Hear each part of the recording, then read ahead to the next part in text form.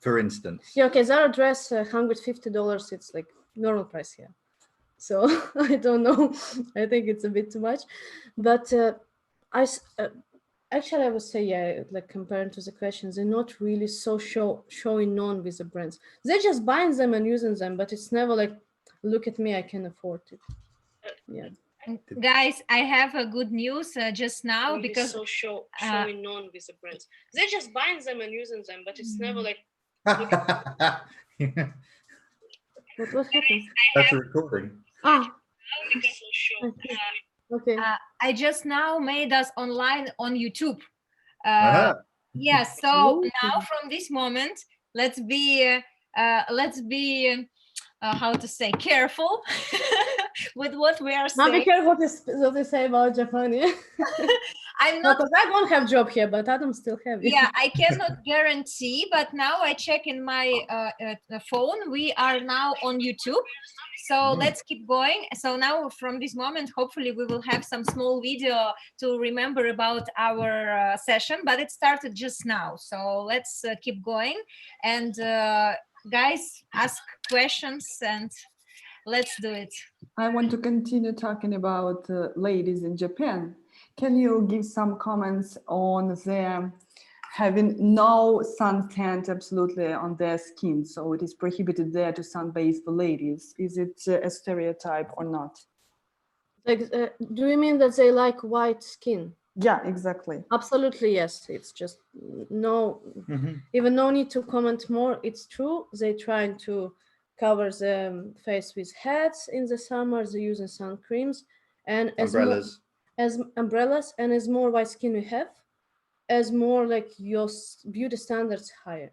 For example, for models, it's more important to have whiter skin than some model shapes. Yeah, I think it's definitely true for, I think, most of East Asia, that white skin. South Korea as well. Yeah, 100%. It's definitely preferable, but I think that's, you made a point there of saying specifically about women, and I think that's true for Japan. Definitely, I don't think guys actually. I don't think there's that kind of potentially even stigma for guys if they have a darker skin. But I think with women, I have not seen. Not that I've been paying attention so much, but I don't think I've seen a particularly dark-skinned Japanese woman since I've been here. Yeah, they've all had very white skin. That's very true. The Japanese women spend lots of effort for this. Like they're using special creams and trying to keep it as white as possible. It's like, you know, if you come to pharmacy, it will be not like just cream section, but it will be special section for white skin. Yeah. So does it mean that they don't use makeups that are too bright, like we have in Ukraine and Russia? Oh, I can answer that. No, I really can't answer that. Ukraine and Russia, it's bright. Yeah, not so bright, I would say. Yeah. Did you see ever? I don't pay attention, I'm afraid. Yeah, you're trying to be careful. Huh? It's good answer. Good answer. Yes, I've never looked at another woman in my life. Yeah. Guys, how about what are the most difficult things in Japanese culture for Europeans? Not for us, for Europeans. For Europeans, language is probably one of them. Again, as I mentioned, unless you're in Tokyo, then, well, Tokyo and Nagoya do have a decent amount of English speakers and people who are willing to help. And again, I'm obviously coming at it from my point of view. I know that I'm very lucky that a lot of the rest of the world does speak English, but there's what's difficult. Probably rules more than anything else. Just the very, very specific way that rules have to be followed in this country.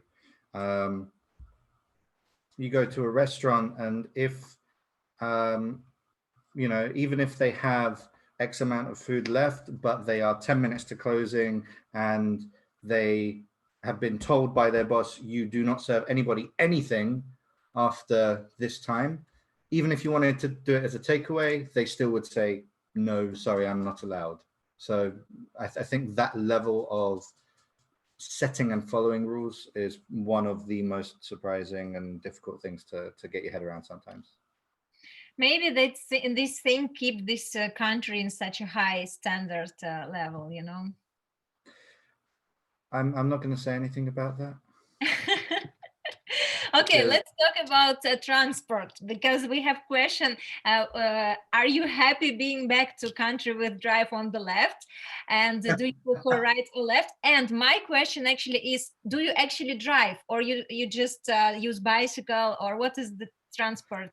Well, recently bought a car, so yes, do drive. I use Adam driving services. Yeah, I'm Anna's taxi. It's good. It works. It works, yeah. Funnily enough, I actually prefer driving on the American side of the road. I prefer driving on the right-hand side. I don't know why. Couldn't tell you why. It just feels more comfortable to me, even though I drove for, 5 years in the UK before I ever drove on the right-hand side of the road.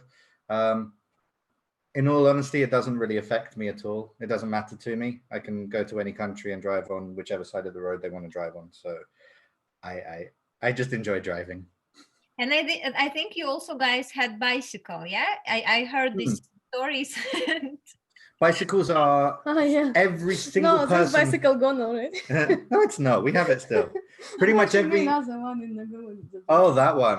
Okay, yeah. No, so everybody pretty much has a bicycle in this country, to the point where you have to register your bicycle with your local government office because they have so many. There are no bicycle. Well, there are a couple, but there's very, very few like bicycle sharing companies like you would get in a lot of other cities, because everybody has their own bicycle. They're even dangerous. People drive the wrong side of the road on their bicycles. They drive the wrong way up one-way streets on their bicycle. They will drive on the pavement on their bicycles. Everybody has a bicycle, and they have. It can be a very rainy country here. They've got special attachments to put their umbrellas on their handlebars. You get a lot of seats for babies. Yeah. You get seats for babies, not just on the back, but on the front as well. I've seen one bicycle with 3 different child seats on it. There's a lot of semi-automatic bicycles that have little motors inside them, but you need a special license to have those. Yeah, I do use the bicycle from time to time, just to go down to the local store or to go somewhere that is going to be difficult for me to park. Osaka especially, any kind of parking that you may need to use will always be paid parking. Actually, a big point, paid parking for bicycles. Oh yeah, and there's paid parking for bicycles as well. Something unusual. That's the thing. So our local supermarket has a bicycle parking area, which is free for like 15 minutes, I think, to leave your bicycle. But after that, it's about $1 per half an hour. Mm-hmm. I just check our chat, and here is a very interesting question. Is it true that after marriage, wife and husband sleep separately in Japan? I don't think it's a question about you guys, but in general. I have never, ever been into a Japanese couple's room at night while they have been sleeping. So I'm afraid I don't know. Oh, even if you're a boss? You don't have this right? Come on. I don't know if I'd want to, even my boss, exactly. Yeah, even my boss. Maybe not my boss. So you I don't know, I'm afraid. I've never heard that. Yeah, you have nothing to say about this. I never also heard about something like that, really. Sorry, even we discuss sometimes that Japanese men, women, they have different way of communicate, but this point no mention from Japanese friends. I will make searching now. I will ask my friends. Yes. We're going to ask our neighbors. We'll just knock on our chat. And I saw in your stories that actually all the windows are closed with the curtains all the time. Maybe that's why you don't know about that much. Actually, guys, I have an Instagram channel. When every day when I walk in with a dog for 2 hours, I'm making photo of how they made the like urbanistic stuff. How they're making areas next to the houses, how the houses look, different kind of houses, different kind of streets, different kind of plants. So showing basically visual Japan. So right, and put likes, please. Huh? guys, if you, I'm just advertising, advertise your channel in Instagram. It's really interesting. And after this Zoom session, we will send Anya's Instagram page. So she is a really interesting blogger. I mean, she's a blogger. That's what her, that's what makes her interesting, maybe, because she's just doing that for fun and because she likes. Just for dog, guys. Just for dog. So do we have more questions? Because we have only like 15 minutes left. Oh, wow. We have a last question while girl thinking. Oh my God, sorry guys, the dog just take one of my expensive shoes. Okay. Yeah, come back. Okay. Don't decide. Shoes is safe. We have last question. I saw it here. About number 3. What would you miss most about Japan if you when you move to another country? Toilets. What will you miss most? Adam will miss toilets. No, funny enough, guys, it's you laughing from it, but it sounds stupid. This is something really good in Japan, and it's stereotype, and this is really work. Like you come to toilet, it have more buttons than laptop. I don't know. just interesting in one place. It's just nice in winter to be able to sit down on the toilet with a warm seat, or and various things like that. It sounds very, very strange, I know, but yeah, probably the toilet. Food in Osaka is actually really good. That's true. Like really good. As I've already mentioned, it's not necessarily cheap unless it's sushi, and even then you can find very expensive sushi, but definitely some of the best food that I've experienced has been in this country, very, very surprisingly, just from what they call an izakaya, which is like it's a stand-up restaurant, which is normally about as big as a large dining table, where the chef cooks from the very, very center. People go up to the counter, they stand, there's no seats, because they have a very, very quick culture as well here. You're not meant to spend a long time eating if you're working and stuff like that. So yeah, some very, very surprising good food here, and I will miss that, I think.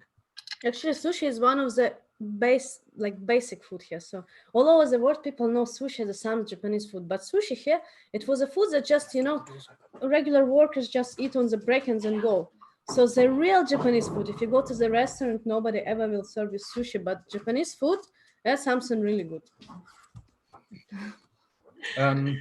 Yeah. Calmness. I miss calmness. Okay, what we will miss from Japan? Comparing to Russian-speaking countries, Japanese people are very quiet. So it will never happen that your neighbors will put a loud music, or they will I don't know. I have neighbors in Belarus that was students that studied drums in a flat, the big drums, and it just was piano and everything together. Piano, it's still fun. It's some melody, but 2 hours of drums, it's something real. Yeah.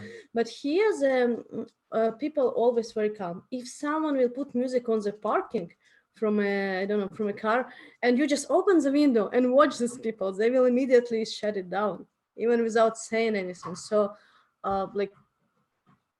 that's very nice. Huh? Yeah, I mean, people are very, very respectful of residential areas here. They are loud at home. They are loud in the streets, certain party areas. They will completely let loose.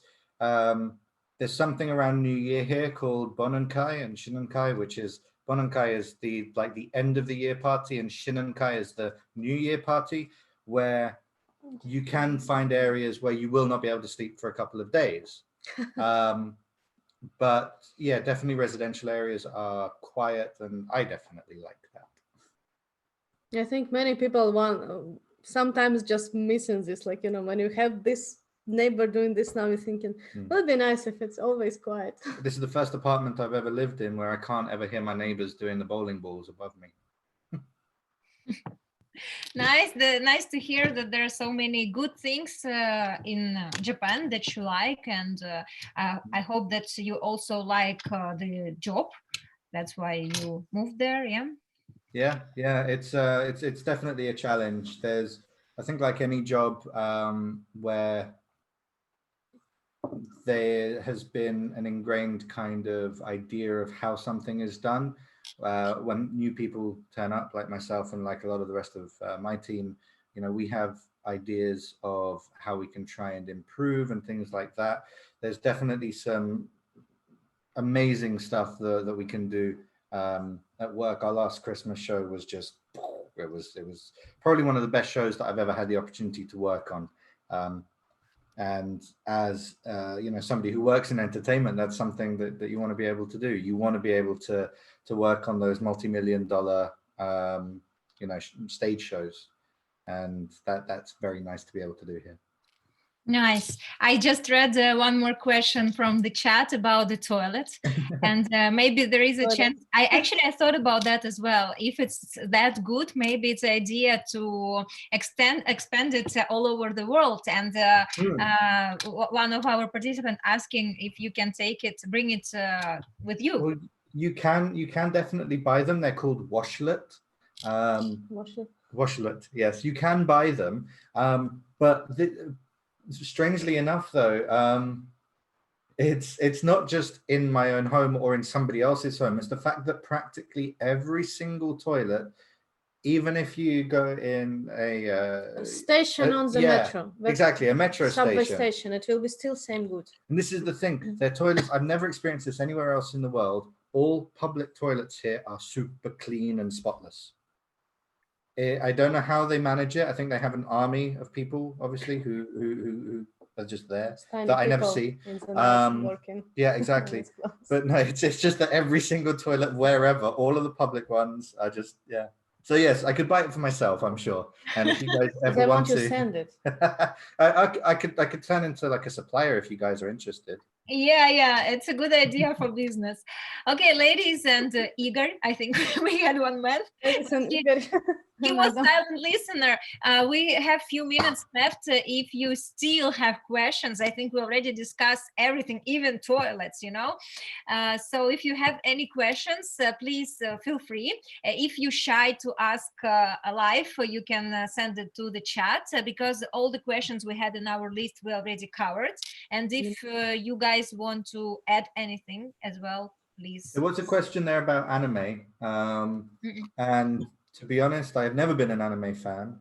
I don't know why. It feels on the surface like something I would like, because I like video games and I like science fiction and stuff like that. But even after coming to Japan, no, strangely enough, no, haven't really got into anime. Yeah, and it's a very big deal here. Like now, nowadays, the children that study in schools, when people ask them, what do you want to become when you grow up? They say, I want to like be, for example, anime painter or anime artist. Yeah. So this is like top 10 jobs in Japan. Be anime artist. It's very yeah. What are other jobs, top jobs in Japan for Japan? No, I don't know. I'm afraid I don't know. My job keeps me very busy, and I know that that's an excuse, but unfortunately I haven't had a chance to speak to many people outside of my company, to be honest. There are Facebook groups for non-Japanese people, which I'm a member of, and there are some people that I've spoken to there. A lot of them tend to be teachers. They tend to be English language teachers. In fact, almost completely, they tend to be English language teachers. So unfortunately, I don't really know what a desirable job is for Japanese people. We have Tatiana. She wants to ask a question. Yeah, I have a quick question. And hello. I'm sure that is the difference when you're traveling and visiting the country or when you're living there. And could you tell us what's the difference? How you feel like if you will visit the country just, for a short trip visiting Japan, or how it feels like living there?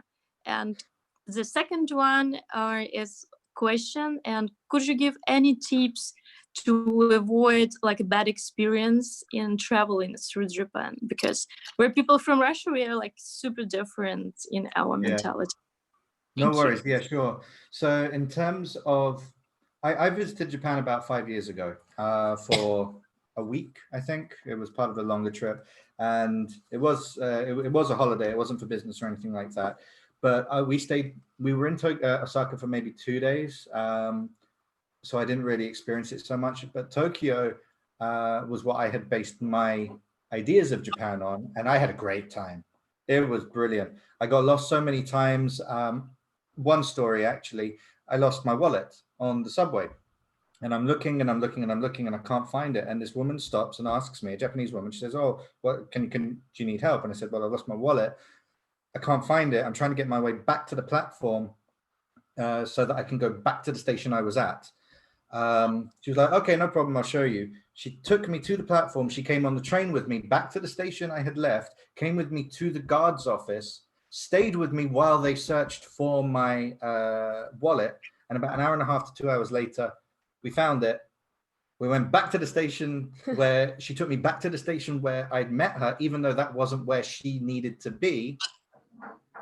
And so that was amazing. And I don't know what it is, but it seems like either it's an Osaka versus Tokyo thing, or it's a people can realize that I'm a resident here. I've never experienced anything even close to that level of somebody wanting to help us since I've been back. I have such experience in South Korea. I was lost in a subway, and the girl, she was helping me. Actually, she's not the girl. She was about 40. But then we went through one station, the next one station, and then she said, "I'm sorry, I'm lost too." Oops. And we just went to the officer, and he helped us. Yeah. It is definitely interesting. I haven't experienced it at all in Osaka, where somebody has just stopped and said, "Oh, do you need help?" Because we're obviously lost. I experienced it a lot in Tokyo. I think the fact that the tourist industry is obviously set up for non-Japanese people here means that I experienced something that was catered more towards me, whereas having to then live here, and there's definitely a thing in Japan where I don't know if you understand this reference. If you're the nail that sticks out, you tend to be hammered in Japan. Does that make sense? Do people understand what I mean by that? Not sure that I follow. No. Okay. Basically, it means that if you have a plank of wood like this, and each of the nails is hammered in except for one, and it sticks out, you want to hammer it in. Yeah. Now, if you think of these nails as people, it means that everybody needs to do the same thing. Everybody needs to be like an army. Yes, to a certain extent, maybe less regimented, but yes, you get the idea. Yeah. So as a person who hasn't grown up in this culture, and to a certain extent having to conform to, I'm going to be hit in, I am that nail that sticks out, and they are going to try and hit me in. That is the biggest difference to get used to as the difference to living here as opposed to just visiting.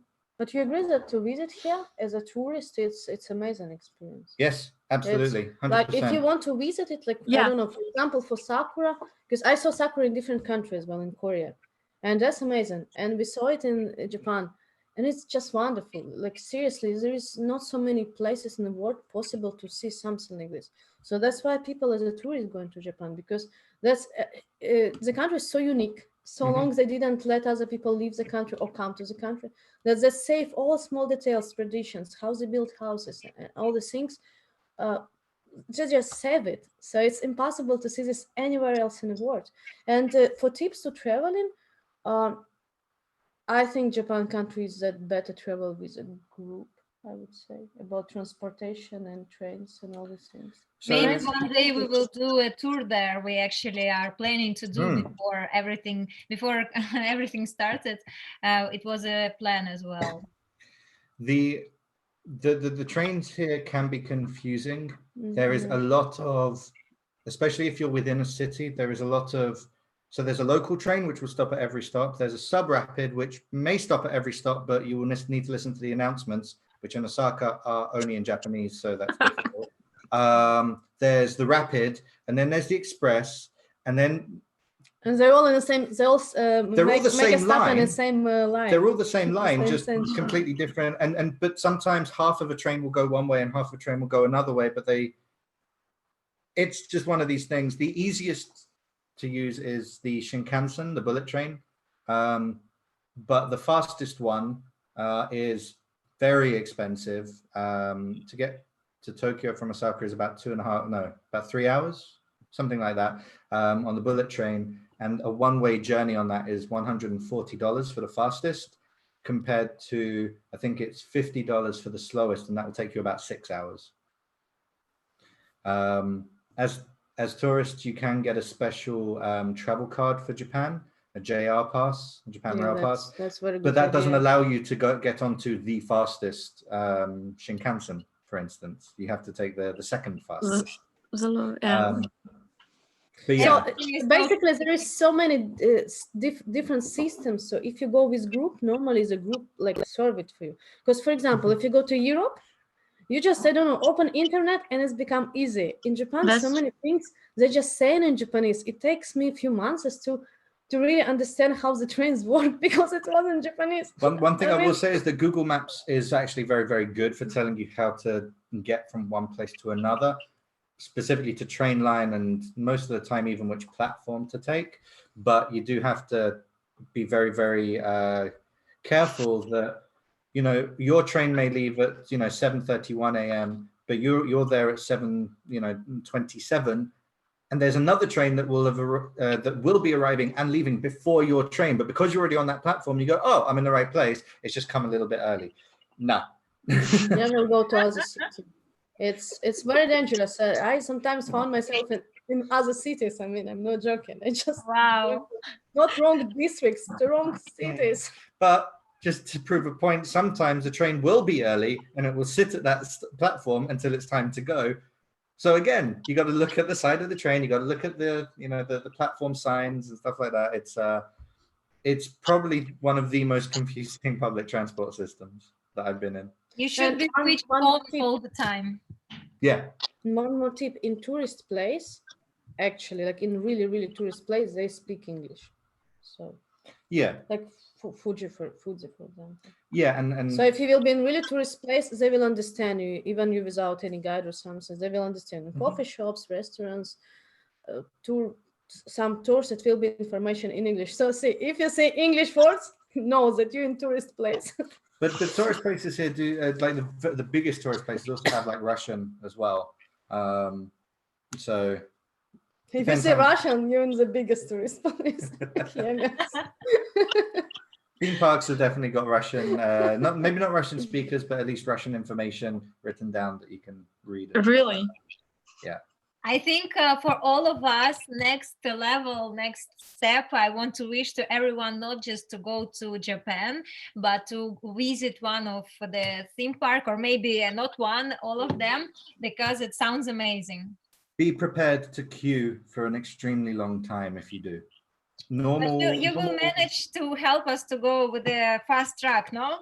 You know what? Actually, you know what? It's very interesting because Japan is the only one country that these things, like for example, I know somebody that work in a park, it doesn't work here. Oh, it doesn't work at all. Only for it is very, very strange. You know, the even with fast track here, I know that you guys came to Warner Brothers World and you came on a slightly busier day, so you did get the fast pass for that. Fast pass here is like nothing that you will have experienced. You will still end up having to wait for at least an hour with a fast pass for the bigger rides here. To give you an example, the day that you came to Warner Brothers World, there were maybe 4,000 people in the park. Our regular days in USJ and Universal here are about 35,000 people. The park can have a capacity of up to 100,000 people. Tokyo Disneyland has got maybe 40,000 people on a regular day. It's like a city in a park. It's a very, very different kind of experience, and you will end up having to queue for rides. So just be prepared. Okay, we will be prepared for that. Guys, I can't believe it's more than 1 hour already passed. I want to thank you so much for joining us. And to thank to everyone who were here with us in this Zoom session. We had almost 30 participants. Not all of them were talking because some people are just silent listeners, but I'm sure in the chat many people will give us feedback. And I'm very happy that we started this particular meetings with the native speakers. So Adam, you were first, and thank you so much for that. No problem. I so appreciate that, and thanks to Anna that she actually invites you, and she's in our club. So I want to thank to everyone, and maybe we will have video of this meeting. I'm not sure, as I told you, it's my first time managing such meetings, but I think for the ones who were live, it was amazing. Well, thank you. Pleasure to speak to you all. If you still have any questions to Japan, you can text in the chat. Yes. Thank you so much, guys, and we will see you hopefully soon, maybe in some other sessions, or maybe even live in Japan. Maybe personally here nice. in Japan will be nice. Thank you so much, and bye-bye. Bye-bye. Thank you. Bye. Bye-bye. Thank you.